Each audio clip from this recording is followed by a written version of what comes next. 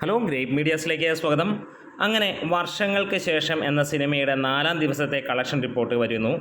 ഞായറാഴ്ച ഒരു super Sunday ആയി മാറിയിരിക്കുന്ന ഒരു കാര്യമാണ് നമുക്ക് കാണാൻ കഴിയുന്നത്. ആദ്യ 3 ദിവസത്തേക്കാൾ കൂടുതൽ കളക്ഷനാണ് 4-ാം ദിവസം ഞായറാഴ്ച ഈ സിനിമ നേടിയിരിക്കുന്നത്. ആദ്യ ദിവസം നേടിയത് 2,40,00,000 രൂപയായിരുന്നു ട്രാക്കിങ്ങിലൂടെ.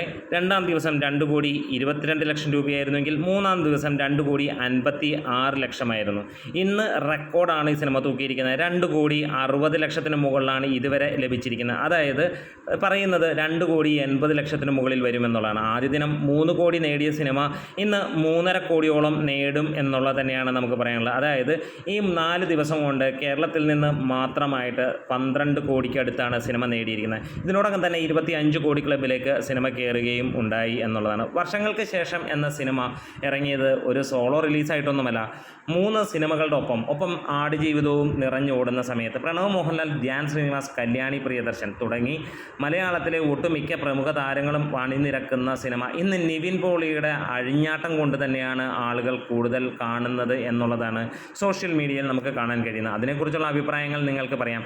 എൻ്റെ ഭാഷ്യത്തിൽ പറയാം, പ്രണവ് മോഹൻലാൽ എന്ന ഒറ്റ ഫാക്ടിൻ്റെ ബേസിൽ തന്നെയാണ് ഈ സിനിമ ഇത്രത്തോളം ജനങ്ങളിലേക്ക് എത്തിയത് എന്നുള്ളതാണ്. പ്രണവ് എന്ന ഒരൊറ്റ പേരിൽ തന്നെയാണ് നമ്മൾ പോലും ഇതിനൊരു വീഡിയോ ആയിട്ട് തന്നെ വന്നത്, പിന്നീട് തുടർന്ന് വീഡിയോയും വന്നത്. കാരണം പ്രണവ് എന്ന ആ ഒരു പേരിൽ തന്നെയാണ് നമ്മൾ ഏറ്റവും ഹൈലൈറ്റ് ചെയ്തിരിക്കുന്നത്. നിങ്ങൾക്ക് എന്ത് തോന്നി എന്നുള്ളത് നിങ്ങൾക്ക് കമൻസിലൂടെ പറയാം. എന്നെ സംബന്ധിച്ചിടത്തോളം പ്രണവ് മോഹൻലാലിൻ്റെ പടമായതുകൊണ്ട് തന്നെയാണ് ഞാൻ ഇത്രത്തോളം ഇമ്പോർട്ടൻസ് ഈ സിനിമയ്ക്ക് കൊടുക്കുന്നത്.